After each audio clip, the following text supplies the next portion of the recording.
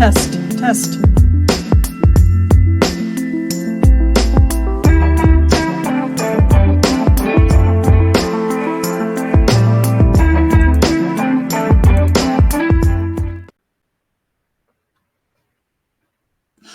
Hey everybody, thought I would jump on here. Happy Friday.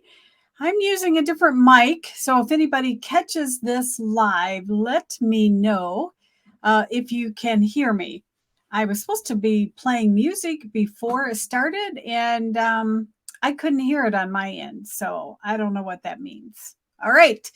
I wanted to talk about something. This is more of an advanced topic, depending on where you're at in your business, but I'm running a 4-week email marketing machine program. And this past week, we talked about what's called the abandoned cart sequence. And what does that mean? It means, just like all of us, if you get ready to purchase something, especially online, then all of a sudden something happens and you get interrupted, who knows, somebody's hollering at you in the other room, or, you have to stop, go get your wallet, or you might even just start having second doubts. Whatever it is, you're having some second thoughts and you don't finish that transaction. So that's called an abandoned cart. And if the stats are amazing, because it's like almost 75% of people abandon the cart. So it's a pretty high number, right? So if you are selling anything, whether it's low price or high price, you want to circle back around and get those people to look at that order again because they were interested. Something just held them up from purchasing it. And how do you do that? You do that through a special email sequence. And that sequence is what we call the email abandoned cart sequence. All right. Well, how do you get all of this to work? And there are certain things that you should be saying in these emails, and you really need to strike while the flame is hot, so to speak. So within the first 4 hours, you should be sending these emails. But how do you manage all the stuff on the back end? In other words, you've got all of these moving pieces, because if somebody abandons, how do you know that they abandon it? And then if you send them an email and they purchase, you don't want to keep emailing them, right? So you can see how it can quickly start getting kind of complicated. So I'm just going to show you behind the scenes how to create a workflow. And it doesn't matter which product, which program you're using. I'm demonstrating Funnel Gorgeous, which, as you know, the other name for it is GoHighLevel. A lot of programs out there, very similar. Kartra, Kajabi, they all work pretty much the same. Once you understand what this means, checking for the abandoned cart and how to set it up, it's pretty easy. So we're not going to get super techie, but I'm at least going to show you the flow so that you have a good idea. So let me share my screen here. Woohoo, it worked. Love it when that happens. All right, now I'm just going to pop over here and talk about this.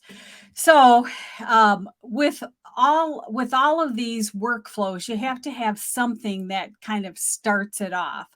Well, and this example is a little webinar that I put on called Stack the Deck. And I'm looking for when people opt in, okay, that's going to start it, but they did not complete the sale. So they filled out the first part, but they didn't click the button to actually buy. So how does this work? If they don't buy, because the trigger up here is looking, if they've already bought, then it doesn't matter. They won't enter in here. So the first thing we do is we give them a tag, an abandoned cart tag. And I put on here the name of the tag, or the name of the service that I was selling. And then I wait an hour. You could wait 30 minutes or an hour, okay? Then you have to build in what we call a condition to check, because during this hour, okay, so they started to opt in and then they got interrupted. But, maybe it was just a brief phone call and now they're going to come back within before that hour and then they go ahead and purchase. So if they purchase, you don't want to follow up on their heels with an email saying, "Hey, how come you didn't purchase?" So the first thing we have to do is put in a condition, and the condition is just checking. And it says, we are looking for, and you could do it a couple of different ways, but in this instance, we are looking for a tag that shows that they purchased it. Okay. So anytime somebody purchases one of my products, I put a tag on there so I can see exactly what it is that they purchased, that they bought it. All right. So the condition is, do they have that purchased tag? And here again, you could do it either way. Here it's just saying if it does not have the purchase tag. So we're looking for that condition. If it does not have the purchase tag, then we continue down this line. If they do have the purchase tag, then it's the end of the road. It stops here. Okay. And then what happens is the first email goes out. And then, we're just talking about, hey, it looked like maybe you got interrupted. No worries. Here's the link. You can just hop back in and purchase that. Then we're going to wait another hour.